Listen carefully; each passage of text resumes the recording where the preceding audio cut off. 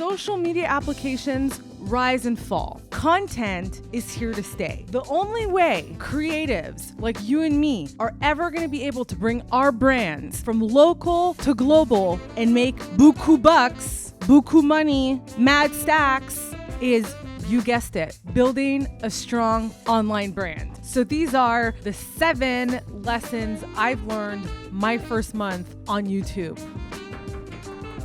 Meeting adjourned.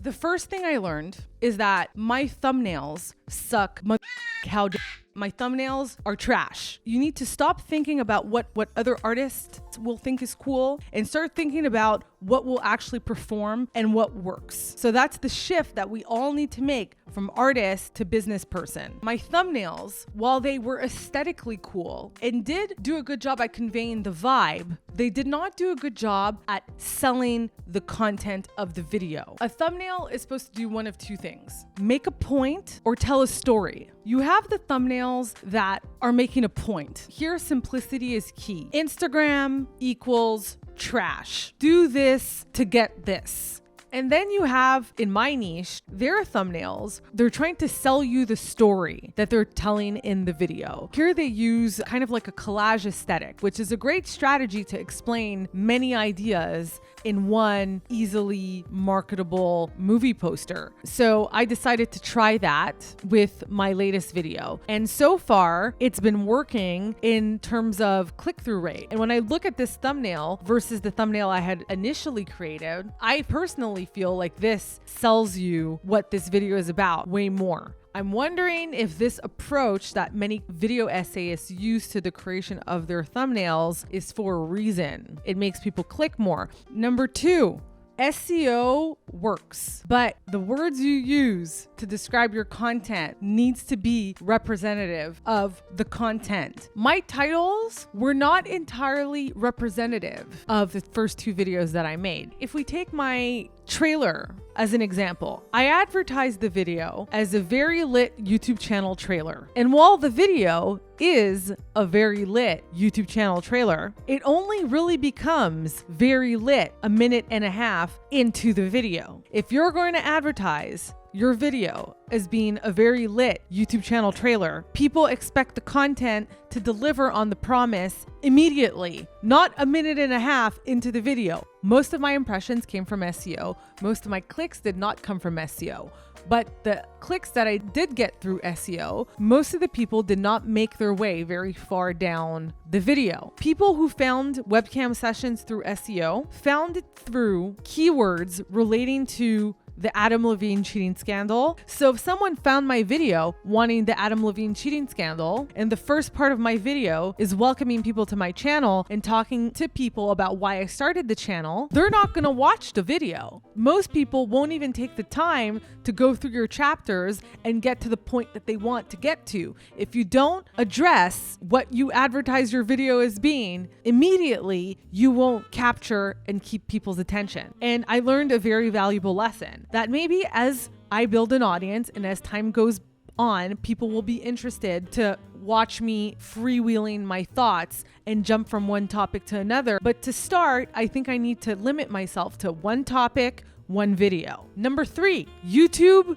is not art, it's content. Long artistic intros, outros, bridges, these things don't work. If we look at my trailer, the analytics are very clear, and this will shape the way I make videos for the rest of my career. If we look at my graph here, it shows you very clearly that only 38% of viewers are still watching my video at the 30-second mark, which means that a little over 60% bounced right out of the content within the first 30 seconds. If we look at the first 30 seconds of my trailer, what is it? It's basically a artsy voiceover disclaimer about the content to come. So it's no surprise to me that this creep into the content, easing people in to the litness did not work. Unfortunately, a lot of the content that I've already batched do have these intros. I have a rule: once the content is made and it's uploaded onto YouTube, even if it's just unlisted and not published yet, it's done. This is essential in moving from just being a creative to a creative that's running a business that's trying to scale from local to global. You need to know when the work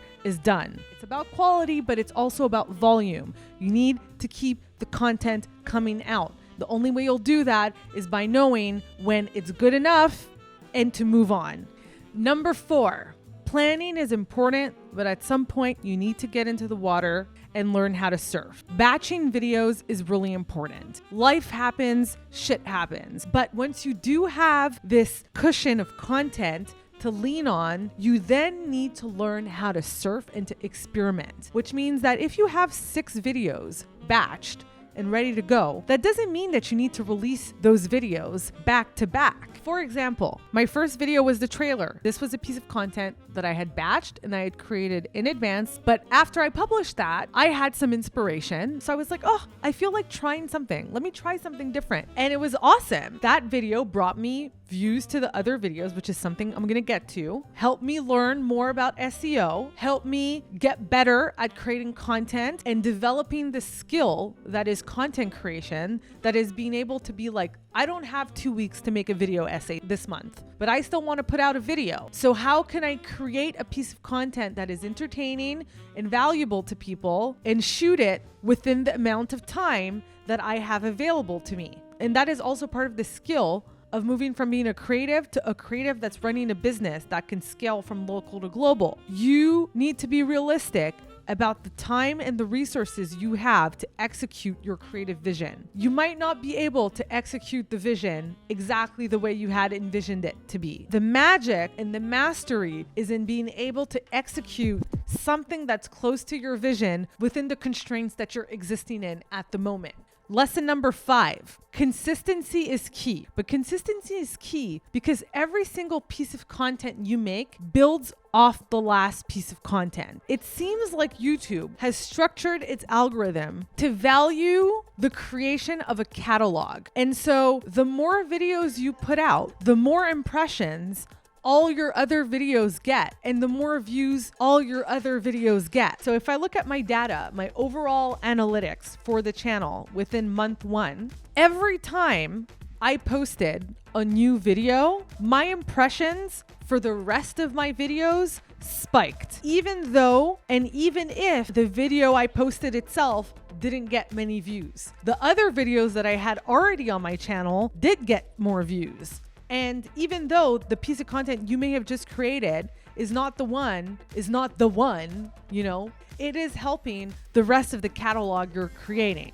The 6th lesson I learned in my first month on YouTube is that it's okay to be a beginner. A lot of us that are starting to create content for our brands have been doing whatever our area of expertise is for a long time before we actually decided to put ourselves out there and try to scale. The minute you start creating content to build yourself a brand online, you are now a beginner. You're starting from scratch. It takes courage to start from scratch, and it takes someone who's bold, and it takes being okay with getting 20 views on your first video, 10 views on your first video.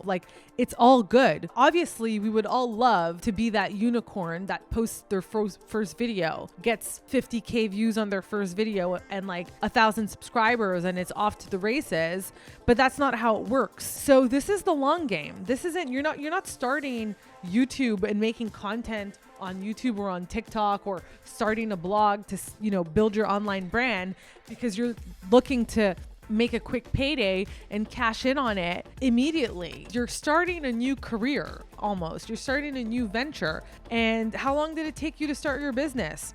Years. This is going to take years too. You need to start somewhere. Lesson number 7, just because you're a beginner at something doesn't mean you shouldn't be proud of what you've accomplished so far, and doesn't mean you should not be spreading the love.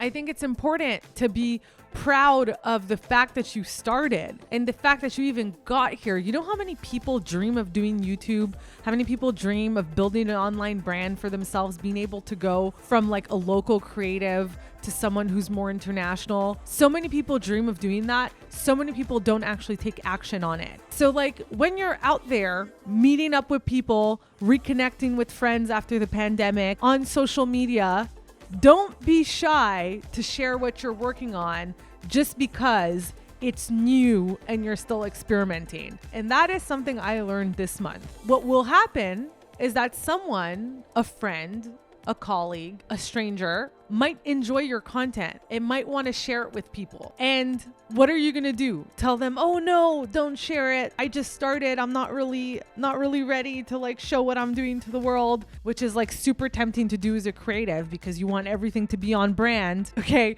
But you can't be doing that. Let people just do their thing and market for you in their own way. Everybody's got their own sauce.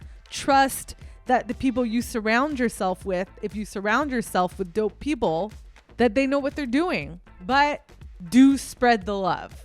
By all means, don't keep this accomplishment, the fact that you're here, you made it to at least the start line. Don't keep that shit a secret. This is the Debrief Vlogs. If you want to follow my journey, trying to like crack the how to build a brand online code, then you're going to want to like this video and you're going to want to subscribe to my channel. Shout out to my first couple of subscribers, Camille, Stacy, Alex. I think there's this girl, 5'10 baby girl. She builds like SimCity cities or whatever. The riches are in the niches. Shout out to Noah, skater dude. Keep the grind on. Shout out to, I don't know who else followed me, but shout out to you guys. Shout out to you guys. Oh, shout out to Kathy. Kathy subscribed to my shit. Kathy subscribed to my shit and shared my shit. Shout out to Kathy. Wonderful. So we'll try to get the performance up next month. All the best. Cheers.